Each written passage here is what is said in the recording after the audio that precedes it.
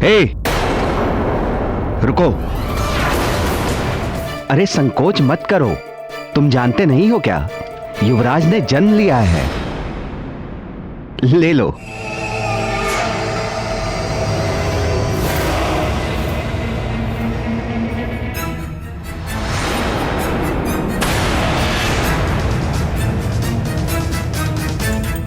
अब तो खीर से घृणा हो गई है। एक बार बच गया, पर मुझ महानतम का वार व्यर्थ नहीं जाएगा हर बार। वीडियो सबसे पहले देखने के लिए हमारे चैनल को सब्सक्राइब करें और बेल आइकन दबाएं। किंतु ये व्यवहार मुझे समझ में नहीं आया प्राण बल्लभ। देवऋषि तो हनुमान के विरुद्ध वाली के कान भरते हैं, और दूसरी ओर भाव विभोर होकर हनुमान लला को अनेक आशीर्वाद दे डालते हैं। मैंने तो अपने पिता परम ऋषि जाम्बवान से सुना था, संगीत ज्योतिष के महाविद्वान, भक्ति शास्त्र के प्रथम आचार्य और वैकुंठवासी विष्णु अर्थात आपके परम भक्त हैं। और दूसरी ओर हर प्रकार की कलह प्रसंग में उनकी भूमिका सुनने में आती है।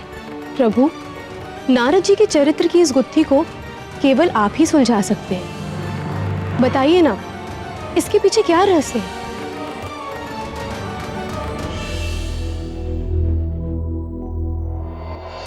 श्रद्धेय नारद जी, सृष्टिकर्ता ब्रह्मा जी के 17 मानस पुत्रों में से एक है। ये 17 पुत्र मानसिक संकल्प मात्र से ब्रह्मा जी ने अपने शरीर के विभिन्न अंगों से उत्पन्न किए। भक्त नारद का जन्म ब्रह्मा जी की गोद से हुआ और उनके एक अन्य पुत्र दक्ष का जन्म ब्रह्मा जी के अंगूठे से हुआ। एक ही पिता की 2 संतानें, दक्ष और नारद। इन दोनों के बीच का मतभेद ही नारद जी की कलह प्रियता का कारण बन गया। भजमन नारायण नारायण हरे। पूर्व कर्मों के कारण नारद जी के मन में संसार के प्रति वैराग्य जागा हुआ था। अतः नारद जी ने गृहस्थ आश्रम को स्वीकार नहीं किया और वो वैरागी भक्त हो गए। प्रजापति दक्ष अपने पिता ब्रह्मा जी की आज्ञा मानकर गृहस्थ हो गए और सृष्टि का विस्तार करने में उनकी सहायता करने लगे। किंतु दक्ष को प्रजाओं की सृष्टि व पालन करते हुए अपने पद का झूठा अहंकार हो गया। आज मैं तुझे तेरे कर्मों का उचित दंड देता हूं। और वो हठी व क्रोधी हो गए। पुत्रों, तुम सबकी शिक्षा पूर्ण हो चुकी है। अब मेरी इच्छा है कि तुम सब विवाह कर लो और गृहस्थ हो जाओ और सृष्टि को फैलाने में मेरा सहयोग करो। हरि ओम तत्सत। किंतु पिताजी, हमारे बड़े भाइयों ने सन्यास का मार्ग चुना और हमारे मन में भी दुविधा है। दुविधा? कैसी दुविधा? पिता की आज्ञा मानना तुम्हारा परम धर्म है और उसी में तुम्हारा परम कल्याण भी, यही शास्त्र कहते हैं। हरि ओम तत्सत। किंतु तात नारद तो कहते हैं। उस कपटी का नाम भी मत लो।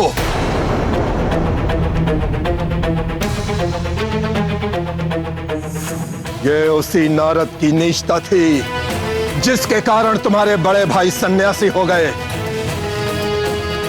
उस दुष्ट नारद ने उनकी बुद्धि को भ्रष्ट कर दिया था। हे गोविंद, प्रजापति दक्ष के वे कौन से पुत्र थे जिनको नारद जी ने सन्यासी बना दिया? जब ब्रह्मा जी ने दक्ष को सृष्टि का विस्तार करने के लिए कहा तो दक्ष ने अपनी पत्नी वीरनी के गर्भ से हर्यश्व नामक 5 सहस्र पुत्रों को उत्पन्न किया। नारद जी ने उन्हें गृहस्थ आश्रम के विरुद्ध उपदेश देकर सन्यासी बना दिया। इस प्रसंग में भी नारद का कोई दोष नहीं था। उन दक्ष पुत्रों की बुद्धि गृहस्थ आश्रम में नहीं थी। अपने पूर्व कर्मों के कारण वो सन्यास के अधिकारी हो ही चुके थे। नारद ने केवल उन्हें प्रेरणा भर दी। तो प्रजापति दक्ष ने फिर क्या किया? देखो मेरे पुत्रों, मेरे पास क्या नहीं है। धन संपदा है, पशुधन है, राज्य है, हंसता खेलता परिवार है मेरा। संसार का हर सुख मुझे उपलब्ध है। क्यों? क्योंकि मैं गृहस्थ हूं और गृहस्थ आश्रम ही आत्म कल्याण का शास्त्र सम्मत मार्ग है। और तुम लोग भी गृहस्थ हो गए। ये मेरी इच्छा ही नहीं, मेरा आदेश भी है। हरिओम तत्सत। स्मरण रहे, अपने उस ढोंगी नारद से दूर ही रहना। उसके निकट भी मत जाना। यदि वो निकट आए तो तुम लोग उससे दूर चले जाना। यदि वो फिर भी बोले तो अपने कान ढक लेना। समझ गए ना?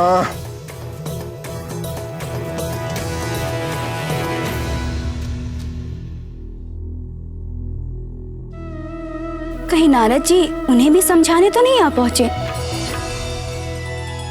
श्रीमन नारायण नारायण हरे हरे, भजमन नारायण नारायण हरे हरे। ये कैसा व्यवहार है भतीजों? ना नमस्कार, ना प्रणाम, ना आदर, ना कोई सत्कार। क्या प्रजापति दक्ष ने तुम सबको यही शिक्षा दी है? जी पिताजी ने हमें यही शिक्षा दी है। उन्होंने कहा है कि आपसे दूर रहें और आपके निकट भी ना जाएं। और यदि आप निकट आए तो हम दूर चले जाएंगे। और फिर भी आप बोलें तो अपने कान ढक लें।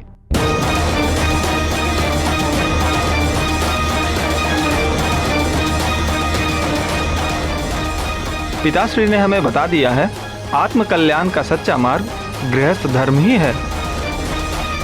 हम गृहस्थ बनेंगे और सदैव सुखी रहेंगे। किंतु प्रजापति दक्ष भी तो गृहस्थ हैं। वे सदैव सुखी क्यों नहीं रह पाते? सोचो सोचो।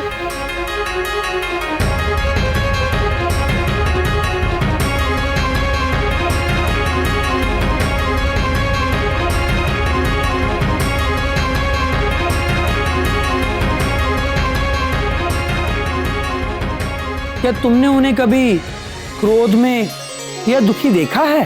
पिताजी तो आज ही क्रोधित हो गए थे। पिताजी तो प्रतिदिन क्रोध करते हैं।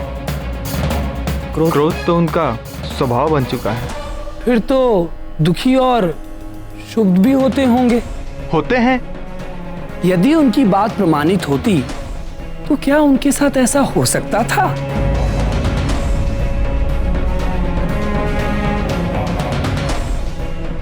नहीं।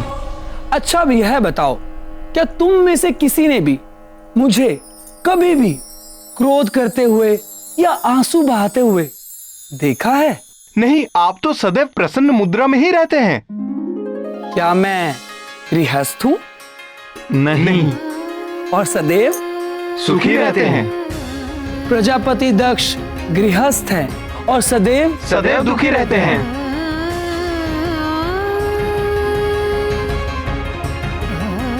क्या रहस्य है तात? हमें भी समझाइए। वैराग्य, इच्छाओं से मुक्ति। इच्छाओं से मुक्त होते ही व्यक्ति के सारे दुख समाप्त हो जाते हैं।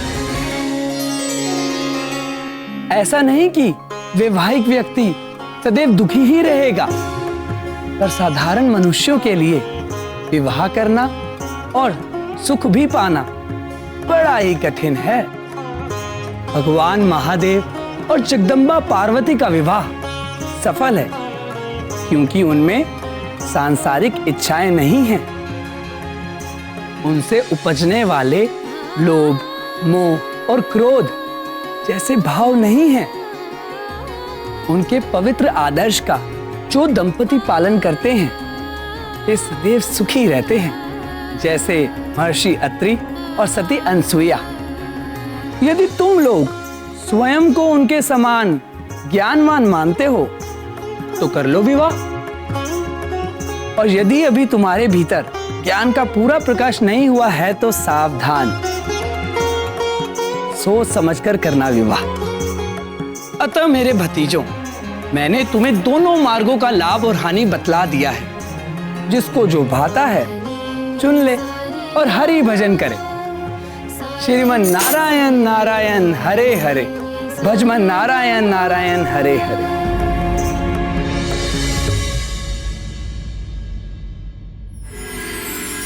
प्रिय नारद ने दक्ष के उन 1 सहस्त्र पुत्रों को भी सन्यासी बना दिया और पृथ्वी के कोने कोने में भेज दिया।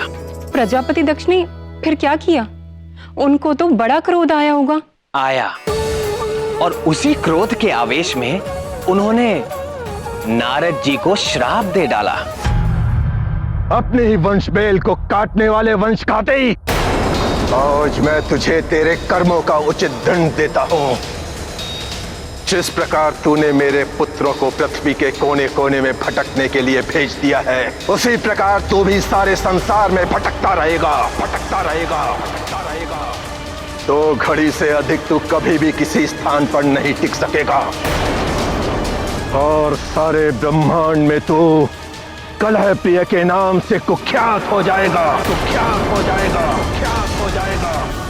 यदि श्रद्धेय नारद जी चाहते तो वो भी पलटकर दक्ष को श्राप दे सकते थे, किंतु अपने निर्मल संत स्वभाव के चलते उन्होंने दक्ष के श्राप को मेरी इच्छा मानकर चुपचाप स्वीकार कर लिया।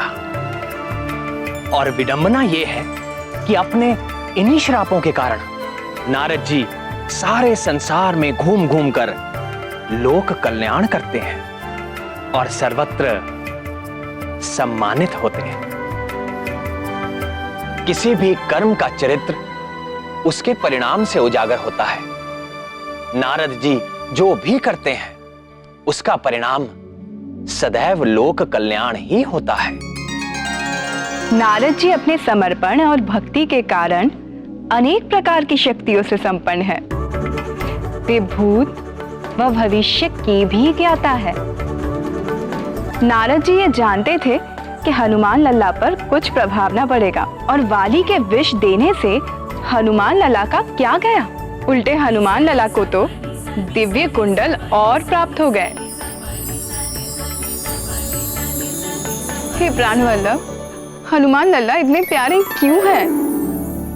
मन करता है उन्हें गोद में उठाकर हृदय से लगाकर जी भरकर दुलार करूं। कुछ बालक होते ही ऐसे हैं जो हर देखने वाले का हृदय हर लेते हैं। बधाई हो महारानी जी, बधाई हो महाराज। देखो पुत्र, ये है दाई माँ।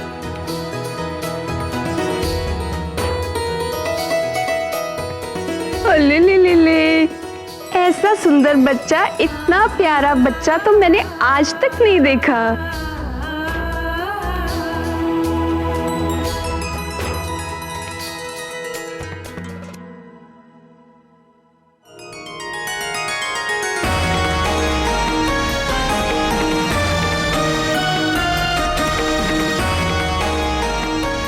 आज मैं बहुत प्रसन्न हूँ।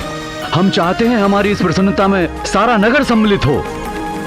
सारे नगर को दीपमाला, पुष्पावली और तोरणों से सजाया जाए। मंदिरों और भवन की विशेष तौर से सज्जा की जाए। आगामी 1.25 मास तक प्रत्येक दिन उत्सव आयोजित किया जाए। कोई भी व्यक्ति भूखा, उदास और दुखी ना हो। प्रत्येक दिन राजभवन में सर्वसाधारण के लिए राजभोग की व्यवस्था की जाए। नाथ, मेरी एक इच्छा थी। आज्ञा प्राणेश्वरी। मैंने सुना है कि माता को गर्भकाल के वक्त जो व्यंजन पसंद आते हैं उनका संबंध शिशु से होता है, और गर्भ अवस्था में मुझे क्या अच्छा लगता था ये तो आप जानते ही हैं। खीर, खीर बहुत पसंद है हमारे लाल को।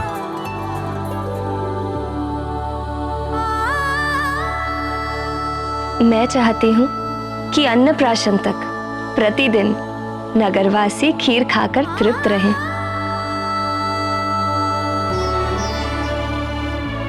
और यदि हमारे लाल ने तुम्हारी ही तरह भूख का प्रदर्शन किया तो अन्नप्राशन के पश्चात किसी और के खाने के लिए खीर बचा ही नहीं करेगी, क्योंकि सारी तो यही खा जाएगा। अरे देखिए कैसे मचलने लगा खीर का नाम सुनते ही। दूंगी दूंगी तुम्हें भी खीर दूंगी, किंतु अन्नप्राशन के बाद।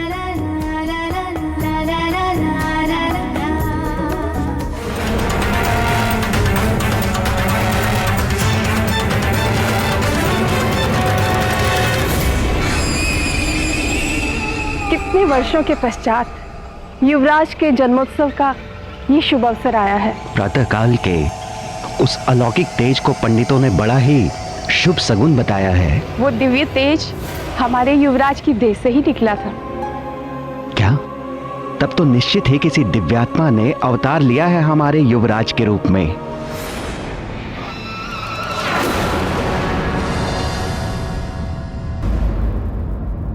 हे, रुको।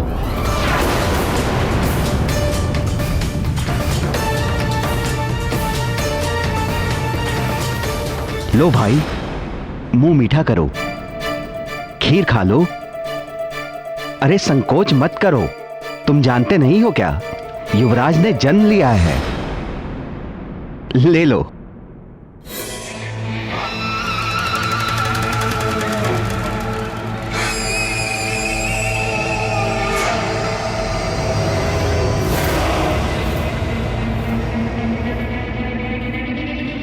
आइए देवी।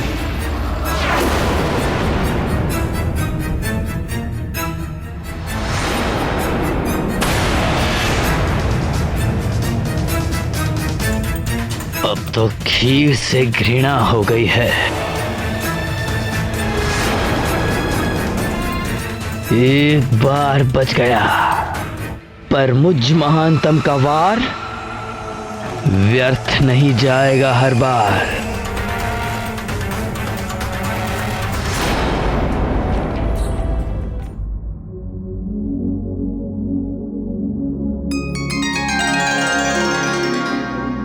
आप क्या सोच रहे हैं आर्यपुत्र? मुझे लगा, क्या लगा? प्रातःकाल से आंजने मुझे कुछ भारी लगा। ऐसी बात ना कीजिए, शिशु को माता पिता की दृष्टि ही लग जाती है।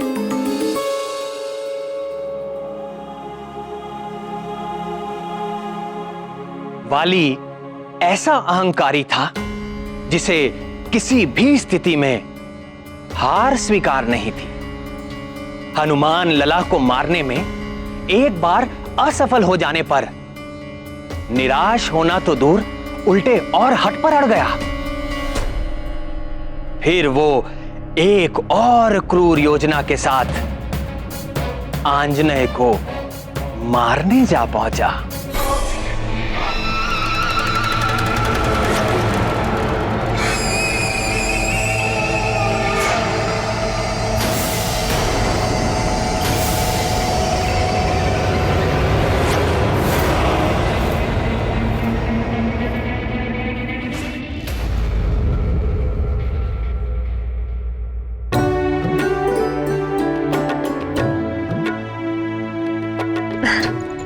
लाइए, केसरी नंदन को मुझे दे दीजिए, इनके स्नान का समय हो गया है। अभी नहीं जाना, अभी तो हमारे साथ खेलेंगे।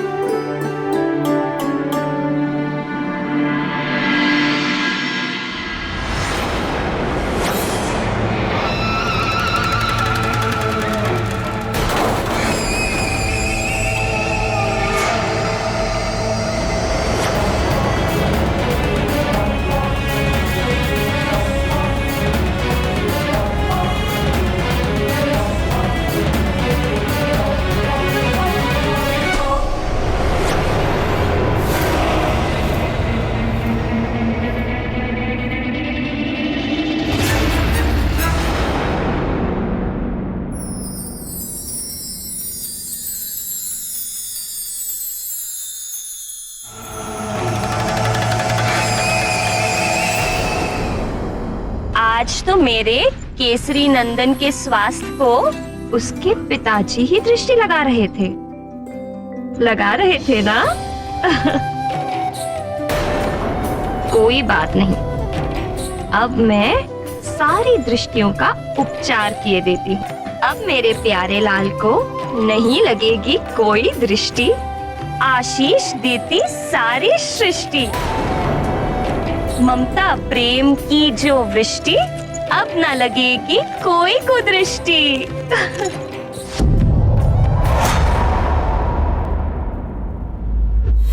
मुझे देख रहा है, मुझ महानतम को ही देख रहा है तो सुन ले मरकट, मैं महानतम तेरा काल हूँ।